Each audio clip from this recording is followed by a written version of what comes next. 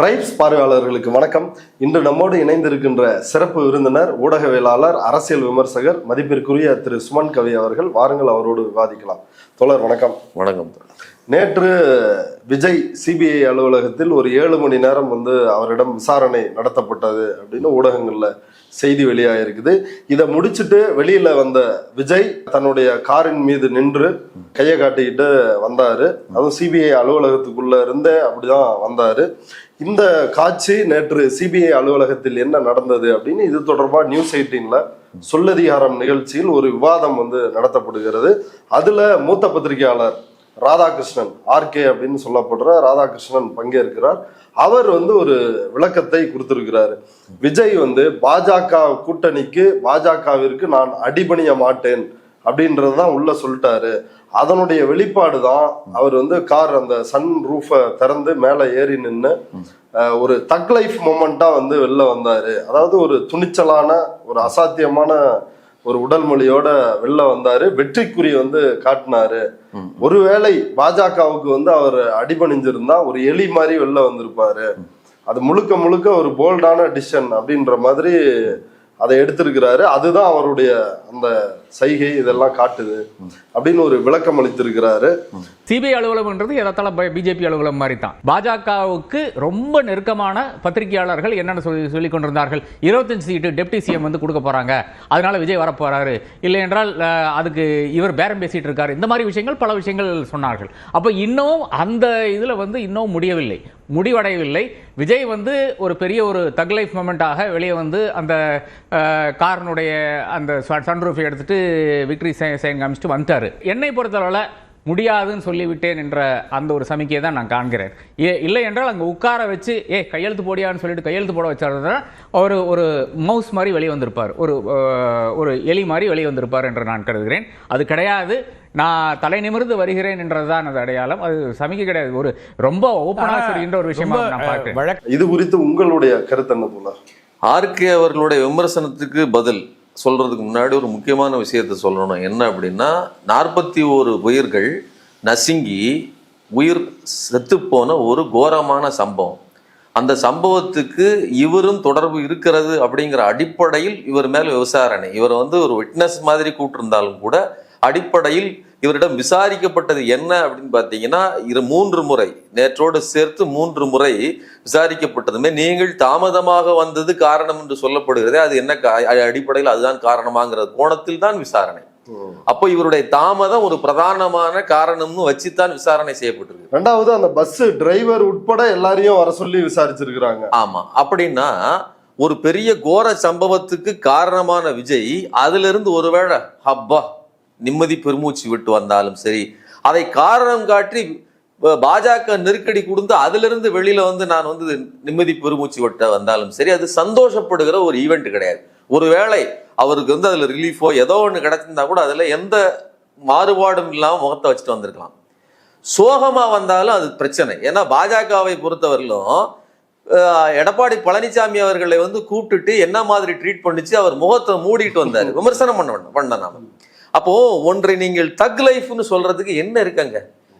41 பேர் செத்து இருக்கிறான் அவன் குடும்பம். நான் என்ன கேட்கிறேன், விஜய் ஒருவேளை அந்த பிரச்சனையில் நான் உண்மையை சொல்லிட்டேன், 41 பேருக்கு முந்தங்க நீதி கிடைத்தது அந்த குடும்பங்களுக்கு, நான் அதற்கான வேலையை செய்துட்டு வந்திருக்கிறேன் வெளியில பேசியிருந்தாலோ அல்லது அந்த விஷயங்கள் வெளியில வந்திருந்தாலோ அவர் பண்ணது சம்பவம் தக் லைஃப்னு சொல்ல முடியும்.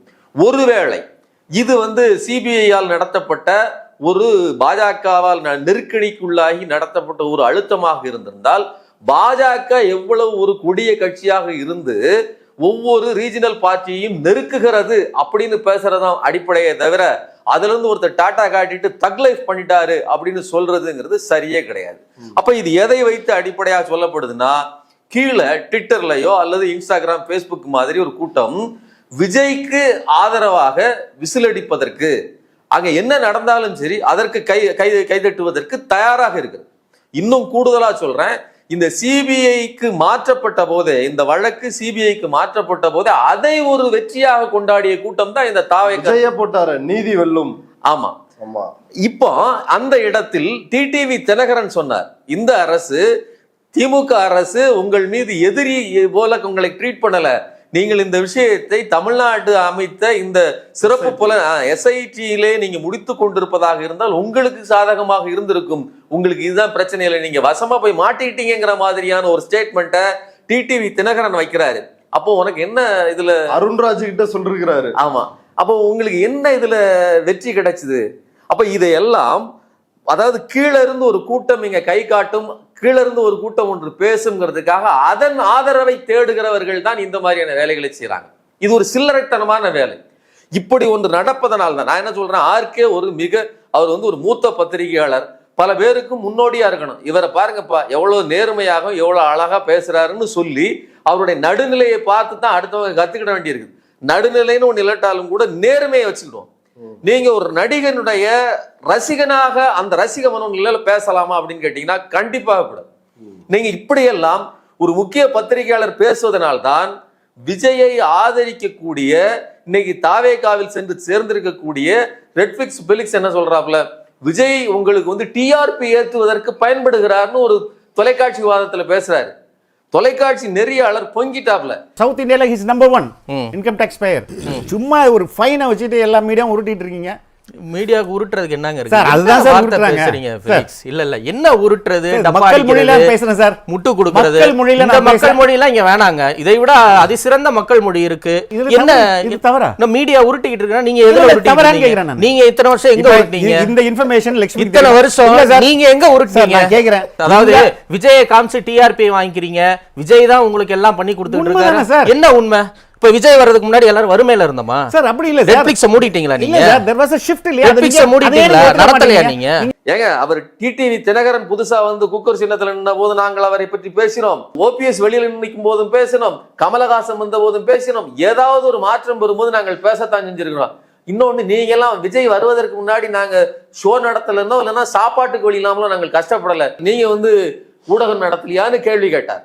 அப்ப நான் என்ன சொல்றேன்னா, இப்படி ஒரு தெனாவட்டோடு இருக்கக்கூடிய ஒரு கூட்டம், விஜயை சார்ந்து இருக்கிற ஒருவர்களோ என்ன பேசுறாங்க, நாங்க தான் ஏதோ பெரிய மனசு பண்ணி எங்களுடைய விஷயங்களை பேசினால்தான் உங்களுக்கு வாழ்க்கையே, உங்களுக்கு டிஆர்பின்னு பேசுகிற ஒரு கூட்டம் இருக்கும்போது அதற்கு என்டாஸ் பண்ற மாதிரி ஒரு மூத்த பத்திரிகையாளர் பேசுகிறாருங்கிறது மிக மிக அபத்தமான ஒரு விஷயம். இது முக்கியமானது. இன்னொன்னு, விஜய் அப்படி ஏதாவது ஒரு சம்பவத்தை இந்த பாஜக அரசுக்கு எதிராக அப்படி தூக்கி அடிச்சிட்டாரு. நீங்க சம்பவம்னா என்னங்க, அப்படி ஒவ்வொரு ஈட்டியாக வீசிக்கிட்டே வரும்போது எல்லாத்தையும் தடுத்து விட்டுட்டு ஒரே சொருவு அப்படி குத்திட்டு போகல. ட்ராய் படம் பாத்தீங்களா? தட் இஸ் கால்டு சம்பவம். நீங்க அந்த படம் அந்த சீன் பாத்தீங்கன்னாலே அப்படி மலை மாதிரி நிற்பான். அப்ப அவ்வளவு மலை மாதிரி நிற்கக்கூடிய ஒரு மாமிச மலையாக நிற்கிற எதிரி அத்தனை ஆயுதங்களை வீசுறவன்ட்ட லெப்ட் ஹேண்ட்ல போய் டதக்னி குத்திட்டு போடுற ஒரு பாங்கு, ஒரு அரசியல் பாங்கு உங்ககிட்ட இருக்கா? இன்னைக்கு பாஜக என்கிற ஒரு கட்சி தமிழ்நாட்டு மக்கள் மேல் அத்தனை ஆயுதங்களை தொடுக்குது. நான் சொல்றேன், அந்த ட்ராய் சீனை வச்சுக்கோங்க, அந்த மாமிச மலை மாதிரி பாஜக இருக்குது, அத்தனை ஆயுதங்களை தொடுக்குது. ஒரு விஷயத்துக்காக இந்த நடக்கக்கூடிய அந்த சம்பவங்களுக்கு எதிராக பேசுறீங்களா? நீட்டை எதிர்த்து பேசுறீங்களா? அதாவது பாஜகவுக்கு எதிராக பாஜக இப்படி கொடூரமான அரசியல் செய்கிறதுன்னு பேசுறீங்களா? ஏற்கனவே விஜய் பேசினார் முன்னாடி, அந்த 10வது 12வது படிக்கிற மாணவர்களுக்கு பரிசளிப்பு ஊக்கப்படுத்துறேன் அப்படின்றப்ப தமிழ்நாடு அரசு நிறைவேற்றிய இந்த நீட் விலக்கு மசோதாவுக்கு ஒப்புதல் கொடுக்கணும் ஒன்றிய அரசுன்னாரு. ஆனா இப்ப தஞ்சாவூர் கூட்டத்துல வந்து என்ன சொல்றாருன்னா, மாநில அரசால் ஒழிக்கவே முடியாது அப்படின்னு தெரிஞ்சும் நாங்க வந்தா நீட்டை ஒழிப்போம்னு சொன்னாங்கல்ல, இது ஒரு மெகா மோசடி அப்படின்ற. இல்லப்போ நான் என்ன சொல்றேன், இது கிடைக்காது என்று தெரிந்தும் போராடுவதுதான் போர்க்குணம். முதலாளி கொடுக்க மாட்டான். நான் அதாவது மரங்கள் மாநில சட்டமன்றத்துக்கு அதிகாரம் இருக்குது இல்ல? என்ன மாநில சட்டமன்றத்துக்கு அதிகாரம் இருக்குது, அதுதானே நிறைவேற்றுது மசோதாவை. அதை நிறுத்தி வச்ச ஆளுநரை பேச்சு நினைக்காது பேசிருக்கியா? அதை அந்த ஆளுநரின் அதிகாரத்தை மட்டுப்படுத்துகிற நீதிமன்றம் ஒரு ஸ்டேட்மெண்ட் கொடுக்குது. அதை 18 கேள்விகளை கொடுத்து அதை முறியடித்த பாஜக பத்தி பேசிருக்கியா? அதற்கு உறுதுணையாக இருந்த திரௌபதி முர்மு அவர்களை பற்றி பேசிருக்கியா? எதையுமே பேசுனது கிடையாது. அப்ப ஆளுநரின் அதிகாரத்தை கட்டுப்படுத்துகிற ஒரு ஸ்டேட்மெண்ட் வருது, தமிழ்நாட்டுக்கு கிடைத்த வெற்றின்னு எல்லாரும் கொண்டாடுகிறோம். கொண்டாடியது கிடையாது. இந்த பாஜக அரசு செய்கிற எந்த ஒரு மக்கள் விரோத நடவடிக்கை ஒண்ணும் வேண்டாங்க. இன்னைக்கு போர் நடக்குது, எவ்வளவு பெரிய பிரச்சனை நடக்குது, நீ என்ன அறிவிச்ச? நான் ஆட்சிக்கு வந்தால் 6 சிலிண்டர்கள் பெண்களுக்கு இலவசமாக கொடுக்கப்படும். ஆமா, Annapurani super 6. Super 6 Annapurani super 6 திட்டம். இத்திட்டத்தின்படி ஒவ்வொரு குடும்பத்திற்கும் வருடத்திற்கு 6 கேஸ் சிலிண்டர்கள் கட்டணமின்றி வழங்கப்படும். நீ சொன்ன அடுத்த நிமிஷமே போர் வந்து அதெல்லாம் எல்லாரும் சொன்னாங்க. நான் அதை சொல்லல. நான் ஒரு பெரியாரிஸ்ட். நீ சொன்னதுனாலதான் போர் வந்துருச்சு, நீ சொன்னதுனாலதான் கேஸ் சிலிண்டர் விலையேறி போச்சு நான் சொல்லல.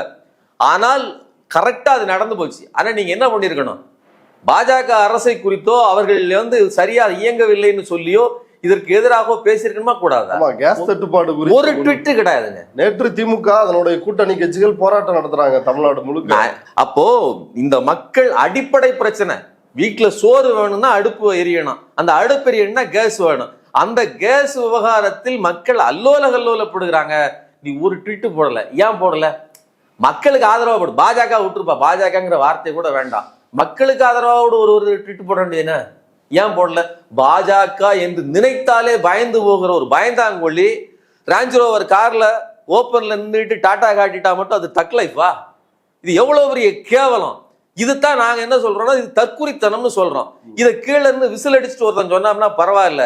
ஒரு மூத்த பத்திரிகையாளர்னு சொல்லி ஒருத்தர் விசில் அடிச்சுட்டு சொன்னாருன்னா அதை தற்குறித்தனத்தின் உச்சம்னு தான் நான் சொல்லுவேன். இன்னொன்னு பாருங்க, ஒரு சிபிஐ விசாரணைக்கு போறீங்க, 41 பேர் செத்து போயிருக்காங்க.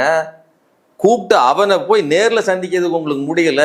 ஒரு மனுஷன் எவ்வளவு பொறுப்பற்று வாழ்வதானாக இருந்தா அவன் போற இடத்துக்கு சரக்கு பாட்டில் போகும். நீங்க ஊர்ல உள்ள பெண்களுக்கு எல்லாம் டாஸ்மாக் வந்து கேடாக இருக்கிறது அப்படி இப்படின்னு பேசிட்டு டாஸ்மாக் சரக்கு தப்புன்னு சொல்லிட்டு மற்றவர்களுக்கு பாடம் எடுத்து விட்டு உங்களுக்கு உயர் ரக வெளிநாட்டு மதுபானம் கொண்டு போயிருக்கீங்கன்னு சொன்னா எவ்வளவு பெரிய ஒரு அயோக்கியத்தனம். நான் என்ன சொல்றேன்னா, இப்ப நான் என்னைக்கு வந்து மது ஒழிப்பு மாநாட்டை நடத்தியவனே நான் அப்படின்னு ஆதவ அர்ஜுனா பேசுறாரு. அவரு பையில இருந்து அந்த விஸ்கி பாட்டில் எடுத்திருக்கிறாங்க. அப்போ இவர்களை பொறுத்தவரையிலும் விஜய் இப்போ அங்க உள்ள போய் பேசிட்டு வெளியில வரும்போது தெளிச்சலா கை காட்டினார் இல்ல, அது எந்த கணக்குல எனக்கு கை காட்டினார் இல்ல, ஒருவேளை ஒரு ரவுண்டு உள்ள போனதுனால ஒரு தெம்பா இருப்பாரான்னு தெரியல. இப்படித்தான் வெளியில் ஒரு பேச்சு உள்ளே ஒரு பேச்சு. இது சீமானோட இன்னொரு அவதாரம். சீமான் வந்து மது ஒழிப்புன்னு பேசுவாரு, ஆனா சரக்க போட்டுட்டு தான் மேடையில ஏறுவாரு.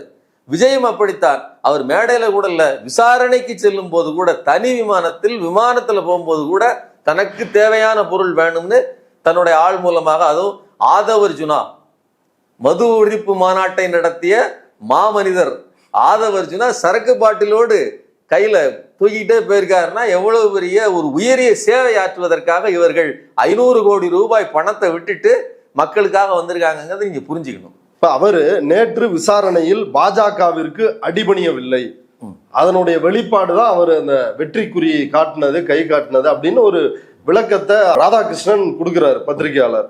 ஆனா சேலம் கூட்டத்திலேயா இருக்கட்டும், வேலூர்ல நடந்த கூட்டத்திலேயா இருக்கட்டும், தஞ்சாவூர்ல நடந்த கூட்டத்திலேயா இருக்கட்டும், எதுலையுமே அவர் வந்து அதுல மெயினா அவர் அட்டாக் பண்றதே யாருன்னா NDA versus Tamil Nadu, Delhi versus Tamil Nadu. அப்படி பேசாதீங்க, விஜய் தான் தமிழ்நாடு, தமிழ்நாடு தான் விஜய். அப்ப இந்த போர் அப்படின்றது தமிழ்நாடு வெர்சஸ் ஸ்டாலின் தான் அப்படின்னு இதுக்கு முன்னாடி சீமான் தான் அப்படி குறுக்க பாஞ்சிட்டு இருப்பாரு பிஜேபி ஒண்ணுன்னா. அப்படி இவர் பேசும் பொழுது இதுக்கு ஒரு தனி விளக்கத்தை ஒரு பத்திரிகையாளர் கொடுக்கிறாருன்னா இதை எப்படி புரிந்து கொள்வது? விஜயே சொல்லாத ஒன்றை. இது வந்து நான் மறுபடியும் சொல்றேன், ரசிக மனோநிலையில் கீழே இருந்து ஒரு கூட்டம் ஃபயர் விடும், அதுக்கு 1 லட்சம் 2 லட்சம் வியூ போகும். தன்னுடைய அதாவது என்னன்னா ஒரு கவனத்தை ஈர்த்து கொள்வதற்கான ஒரு தவறான ஒரு யுக்தி. நான் இதை பேசினா விஜய் ரசிகர்கள் என்னை வந்து என்டாஸ் பண்ணுவாங்க, என்னை பார்ப்பாங்க அப்படின்னு அவர்களுடைய அந்த ஊழலுக்கு சொரிஞ்சு விடுற மாதிரியான வேலைதான். மத்தபடி விஜய் செய்தது என்ன? நான் மறுபடியும் விஜய் இருக்காதா? கரூர் ஸ்டாம்பைடு நடந்து முடிஞ்ச பிறகு சபீர் நியூஸ் மினிட்ல பேசினாரு. விஜய் வந்து டிஎஸ்பி 50 மீட்டருக்கு முன்னாடியே நிக்க சொன்னாரு, உங்க கூட்டமா இருக்குன்னு. டிஎஸ்பி சொன்னாலாம் விஜய் கேட்பாரா? டிஜிபி சொல்லியிருக்கலாம், ஹோம் செக்ரட்டரி சொல்லியிருக்கலாம், சீஃப் செக்ரட்டரி சொன்னா மேபி கேட்டிருக்கலாம் அப்படின்னு வந்து சொன்னாரு. பஸ் அப்படியே உள்ள வருது, போலீஸ் வந்து சொல்றாங்க 500 மீட்டருக்கு முன்னாடியே நீங்க நின்று பிரச்சாரம் பண்ணிருங்க அப்படின்றாங்க. அவர் வந்து முடியாது, நம்ம அந்த பாயிண்ட்ல தான் பண்ணுவோம் அப்படின்றாங்க. இதெல்லாம் யார் பேசிட்டு இருக்கா அப்படின்னு பாத்தீங்கன்னா ஒரு டிஎஸ்பி பேசிட்டு இருக்காரு. ஒரு டிஎஸ்பி சொன்ன உடனே அவங்க கேட்டுப்பாங்க அப்படின்ற மாதிரி ஒரு மனநிலையில அரசாங்கமும் விட்டாங்களா அல்லது அங்க இருக்கக்கூடிய காவல்துறை உயர் அதிகாரிகளும் விட்டாங்களா அப்படின்றது தெரியல. காவல்துறை உயர் அதிகாரிகள் தொடர்பு கொண்டு விஜயை பேசியிருக்கலாம், ஹோம் செக்ரட்டரி பேசியிருக்கலாம், சீஃப் செக்ரட்டரி பேசியிருக்கலாம். அங்கே நிலவரம் சரியில்லை, நீங்கள் போனீங்கன்னா சம்திங் ராங் வில் ஹேப்பன் அப்படின்னா மேபி அவங்க கேட்டிருப்பாங்க, பேசியிருப்பாங்க, யோசிச்சிருப்பாங்க. அந்த நெகோசியேஷனே பண்ணலையே. இப்ப அதை ஒத்தது தானே இதுவும் இருக்குது. ஆர்கே ராதாகிருஷ்ணனுடைய பேச்சு அப்படிதானே இருக்குது. இது ஏன் வந்து ஒரு பத்திரிகையாளர்கள் அப்படின்ற போர்வையில் ஏன் இப்படி விஜய்க்கு இந்த அளவுக்கு அவங்க வந்து முட்டு கொடுக்குறாங்க? ஒன்று வியூஸ் காரணமாக இருக்கும், அல்லது பேமெண்ட் காரணமா இருக்கும். நான் இதை ஒன்றும் பண்றதுக்கு இல்லை. நான் இதுக்கு மேல அதுக்குள்ள நான் என்ன போய் பார்க்க முடியும்? நீங்க உள்ளே நடந்தது என்னன்னு தெரியாமலேயே ஒரு ஊகத்தை சொல்ல முடியும்னு சொன்னா, நான் உங்களுக்கு பின்ன என்ன நடந்துருச்சுன்னு சொல்லாம தெரியாத போது நான் ஒரு ஊகத்தை சொல்லத்தானே முடியும். ஏங்க பகிரங்கமா தெரியுதுங்க, விஜய் வீட்டை விட்டு வெளியில வந்துட்டார், கதவை திறந்தார், டாட்டா காட்டினார். இதெல்லாம் ஒரு பத்திரிகைக்காரன் ஒரு சேனல் போட்டுச்சு. அப்போ அதுக்கு அதோட நோக்கம் என்ன? 2 காரணம் தான் இருக்க முடியும். ஒன்று, விஜய்கிட்ட இருந்து ஒரு பேமெண்ட் வந்திருக்கணும், அல்லது விஜயை போட்டால் டிஆர்பி ஓடுது. அவங்க சொல்ற மாதிரி எங்களை வைத்து நீங்கள் டிஆர்பி பாக்குறீங்க. அவன் சொல்றான், சொன்ன சில சேனல்கள் அதை செஞ்சுது. அதே மாதிரியாக சில பத்திரிகையாளர்கள் அப்படி இருக்காங்க. அதுலயும் நீங்க சொன்னீங்க இல்லையா, சபீர் சொன்னதுங்கிறது பக்கா அயோக்கியத்தனம். மேபி கேட்டிருக்கலாம், அது என்ன வகையான திமிர்? அது விஜய்க்கு இருக்கிற திமிரோட பெருசு இல்லையா? தன் மனைவி கொண்டு போய் பெட்டிஷனை கொடுத்து, என் கணவன் வந்து ஒரு நடிகையோடு தவறாக இருக்கிறார், என்னை மன உளைச்சலாக்குகிறார், பல நாட்களுக்கு எனக்கு வந்து பொருளாதார ரீதியாக நெருக்கடி கொடுத்தாருன்னு சொன்னதுக்கு அப்புறம், ஒரு நடிகையை கூட்டிட்டு ஒரு நடிகைன்னு சொன்னதுக்கு அப்புறம் நீங்க அந்த நடிகையே சேமா 2 பேரும் ட்ரெஸ் எடுத்து சோடி போட்டுட்டு ஏதோ தீபாவளி கொண்டாடுற மாதிரி அந்த கோலாகலத்தோடு வந்து நின்று அந்த பெண்ணுக்கு உளவியலாக ஒரு சிக்கலை ஏற்படுத்துறீங்கன்னா எவ்வளவு பெரிய திமிர்த்தனமோ, அதுக்கு நிகரான திமிர்த்தனம் தானே. மேபி கேட்டிருக்கலாம், யாரு அவர் என்ன தேவ தூதனா? இப்ப நீங்க கேள்வி எழுப்புறீங்க, இந்த கேஸ் தட்டுப்பாடு குறித்தோ இந்த சிலிண்டர் பிரச்சனை குறித்தோ ஏன் வந்து விஜய் ஒரு ட்வீட் கூட போடல அப்படின்னு சொல்லிட்டு. ஆனா ஷபீர் அவருடைய பேட்டி, சிவப்பிரியன் அப்படின்ற ஒரு பத்திரிகையாளரை பேட்டி எடுத்திருக்கிறாரு. அதுல அவர் சொல்றாரு, விஜய் வந்து இப்ப ஒரு ட்வீட் போட்டாரு அப்படின்றாரு. நீங்க திமுகவை எதிர்க்கிற அளவுக்கு பாஜகவை எதிர்க்கிறது இல்ல அப்படின்னும் போது, இப்ப இன்னைக்கு நம்ம பேசுற டைம்ல எல்பிஜி சிலிண்டருடைய ஷார்டேஜ் வந்து ரொம்ப அதிகமா இருக்கு. அதை எதிர்த்து விஜய் அவர்களுடைய ட்வீட் இன்னும் வரவே இல்லை. இதெல்லாம் தான் என்னன்னா, இது உண்மையா இருக்குமோ அப்படின்னு நிறைய பேர் வந்து நினைக்கிறேன். ஏதோ ட்வீட் வந்திருக்கு, பட் ஆனா இப்ப தேடி பார்த்தா விஜய் அப்படி எந்த ட்வீட்டும் போடல. இது எந்த அளவுக்கு இவ்வளவு இறங்கி விஜய்க்காக ஏன் பொய் செய்தி? நீங்க ஒரு வார்த்தை சொன்னீங்க இல்லையா, பாஜகன்னு வரும்போது உள்ள வந்து விஜய் விழுகிறார், விஜய்னு வரும்போது இந்த பத்திரிகையாளர்கள் விழுறாங்க. இந்த கத்தியை தூக்கி நீங்க யாரு மேல நீங்க வந்து ஆயுதத்தை, விமர்சனம் என்கிற ஆயுதத்தை யாரு மேல் பிரயோகிக்கிறீர்களோ அதை தடுக்கிறதுக்கு விஜய் வேலை செய்யறாரு, பாஜகவை தடுப்பதற்கு. இவரு நீங்க நல்லா யோசிச்சு பாருங்க. இல்ல, பாஜகவை பற்றி சிஎம் பேசுனா விஜய்க்கு ஏன் வலிக்கிறது? என்டிஏ வெர்சஸ் தமிழ்நாடுனா விஜய்க்கு ஏன் வலிக்கிறது? அல்லது விஜயை இந்த கோணத்தில் ஏன் பாஜகவை பேச மாட்டாருன்னா ஏன் பத்திரிகையாளர்கள் குறுக்கே பாய்கிறார்கள்? இது நான் சொல்றது, இது பாஜக உருவாக்கி வச்சிருக்க ஒரு எக்கோ சிஸ்டம். பாஜக உருவாக்கி இருக்கிற ஒரு வகையான உளவியல் சுழற்சி முறை. இது வெறுமனே தாவே காக்கிட்ட இருந்து வரல, இது ஒரு வலதுசாரி கண்ணோட்டத்திலிருந்து வருது. பாஜகவுக்கு பிரச்சனை. நீங்க இந்த தேர்தல் பாஜகவுக்கும் தமிழ்நாட்டுக்கும் நடக்கிற தேர்தல்னு சாதாரண குழந்தைக்கு கூட தெரியும், சின்ன பசங்க கிட்ட கேட்டா கூட தெரியும் இந்த நாட்டுக்கு என்னென்ன நெருக்கடின்னு. இன்னும் வேடிக்கை என்னன்னாங்க, இது ஒரு சட்டமன்ற தேர்தல், இது இங்க திமுகவுக்கு எங்களுக்கு தான் சண்டையை தவிர நீங்க மோடிக்கு எங்களுக்கு கிடையாதுன்னு பேசுகிறார் விஜய். நான் என்ன கேட்கிறேன், அது உண்மையாக இருந்தால் எதற்காக இத்தனை முறை 1 வருடத்துக்கு முன்னாடியே கூட்டணியை உறுதி செஞ்சு மோடியும் அமித்ஷாவும் வந்து காத்து கிடக்க வேண்டும்? இது நாடாளுமன்ற தேர்தல் இல்லைல்லப்பா, இதுல ஒன்றிய அரசுக்கும் பாஜகவுக்கும் இங்க ரோலே இல்லைல்ல, இவங்க களத்திலே இல்லைன்னு நீ சொல்ற. நீ வருவதை விட, பனையூர்ல இருந்து வெளியில வர்றதை விட அதிகமான முறை பாஜக காரர்கள் வெளியில வர்றாங்க. பாஜக போராட்டம் பண்ணுது, பிரதமர் மோடி நேர்ல வர்றாரு.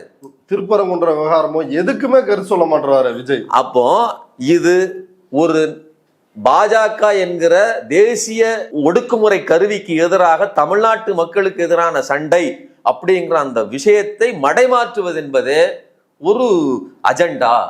இப்ப நான் இன்னும் கூடுதலா சொல்றேன், ஒருவேளை இப்ப இதெல்லாம் என்ன சொன்ன, தமிழ்நாட்டுக்கு பிரச்சனை, தமிழ்நாட்டுக்கு பிரச்சனை, தமிழ்நாட்டுக்கு பிரச்சனைங்கிறது தமிழ்நாட்டினுடைய திட்டங்கள் நிறுத்தி வைக்கப்பட்டது மட்டும் இல்ல, இப்போ உங்களுக்கு நடந்துகிட்டு இருக்குல்ல சிபிஐ விசாரணை, அதுக்கப்புறம் சென்சார் போர்டு மூலமா உங்களுடைய திரைப்படத்தை முடக்கியாச்சு, வெளியிலே வர முடியாது. இன்னை தேதிக்கு இனிமேல் நீங்க வந்து மே 4ஆம் தேதிக்கு பிறகு அடுத்த முதல்வர் பதவியேற்றதுக்கு பிறகு உங்களுக்கு என்ன நடக்குமோ நடக்கும். அதுக்கு இடையில ஒண்ணும் கிடையாது. அதுக்கு பிறகு நாளைக்கு படம் பார்க்க போறாங்க அப்படின்ற ஒரு தகவலும் இடையில வந்திருக்கு. இப்ப கொஞ்ச நேரத்துக்கு முன்னாடி படம் வந்தாலுமே படத்தை எப்படி ரிலீஸ் பண்ணுவீங்க? அதை எப்படி நீங்க அனுமதி கொடுத்து எப்படி இந்த இடைப்பட்ட நேரத்துல நீங்களே ரிலீஸ் பண்ணுவீங்க? நடக்காது.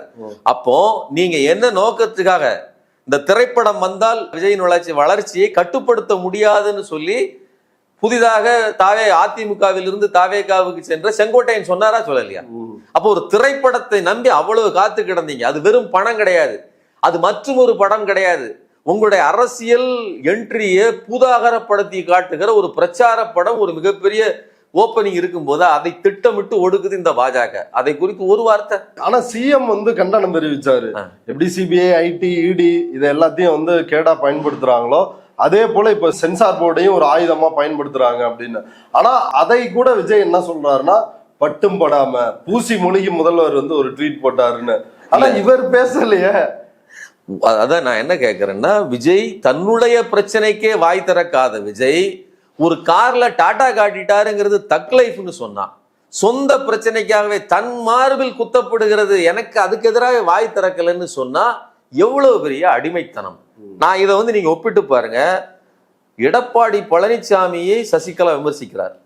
ஆனா எடப்பாடி பழனிசாமிங்கிறது ஒரு பப்பட்டு தான். அவரை இயக்கியது யார்? பாஜக. அது ஒரு துப்பாக்கி தான், அது ஒரு குண்டு தான். அதை வந்து எய்கிறது யார்? அது ஒரு அம்பு. மார்புல வந்து குத்திச்ச உங்களை தூக்கி பார்ப்பன அக்கரகார சிறைக்கு வீசினாங்களே. இன்னைக்கு வந்து புது கட்சி தொடங்கிட்டு ஒரு இடத்துலயாவது பாஜகவை பேசுனீங்களா? இந்த கள்ள மௌனத்துக்கு இது தெரியாமல் ஸ்கிப் பண்ணதில்லை, தெரிந்தே ஸ்கிப் பண்றாரு. அந்த மாதிரியான ஒரு செயல் தான் விஜய் செய்யறது. தனக்கு எத்தனை குத்து விழுந்தாலும் சரி அதை அடுத்தவர் மீது அது திமுகவை கை காட்டுவது, எது எளிய இலக்கோ அதை கை காட்டுவது. பாஜக உங்களுக்கு சொல்லி பாருங்க. நான் என்ன சொல்றேன், ஒன்றும் சொல்லாமலேயே உங்களுக்கு இத்தனை அடி, சொல்லி இருந்தால் நடக்கிறதே வேற. அதனால இந்த வலிகளை தெரிந்துதான் பாஜகவால் தான் நம்மை நசுக்க முடியும், பாஜக தான் நம்மை நசுக்கி கொண்டிருக்கிறது அப்படின்னு தெரிஞ்சதுனாலதான் யாரால் நசுக்க முடியாதோ, யாரால் பிரச்சனை இல்லையோ அவர்களை கைகாட்டி விஜய் பேசுகிறார். இது தக் லைஃப் இல்ல. ஒரு மூட்டை பூச்சியை கூட, ஒரு கொசு, ஒரு எறும்பை நீங்க நசுக்கினா கூட திருப்பி வந்து கடிக்கும். ஒரு சாதாரண நாயை கல்லெறிஞ்சா கூட திருப்பி வந்து உங்களை குறைக்கும். அந்த எதிர்ப்புணர்ச்சி கூட விஜய்க்கு இல்லைங்கிறது என்னுடைய கருத்து. இதே பத்திரிகையாளர் ராதாகிருஷ்ணன் வந்து விஜய் அவங்களுடைய மனைவியோட விவாகரத்து மனு வெளியான போது அவர் ஒரு பதிவு வந்து போட்டார். அந்த டைம்ல, a divorce petition now so close to the election is the height of nastiness. It's mean to finish him off emotionally. I hope Vijay overcome this. Hang in there bro. இதுக்கு என்ன பொருள் தெரியுமா? அவரை ஹேங் பண்றதுக்காக ஒரு சக்தி, அது யாருன்னு சொல்லல. ஆக்சுவலா அந்த நேரத்தில் அது திமுகன்னு தான் சொன்னாங்க. பல பேர் விமர்சனம் வந்து இது வந்து தேர்தலுக்கு நெருக்கத்துல உச்சகட்ட நாஸ்தினஸ், உச்சகட்ட கேவலம்னு அவர் விமர்சிக்கிறாரு நினைக்கிறேன். அவரை எமோஷனலா அடிக்கிறதுக்காக தேர்தல் நேரத்தில் திட்டமிட்டு மோட்டிவேட் பண்ணி அந்த பெண்மணியை இந்த மாதிரி பெட்டிஷன் கொடுக்க, அதாவது வழக்கு பதிவு வைத்திருக்கிறார்கள். ஆனா இது வந்து விஜய் அதை வந்து ஈஸியா அதை அடிச்சிருவாருன்னு சொன்னாங்க. அப்ப இப்போ நான் இதை மாற்றி சொல்றேன்.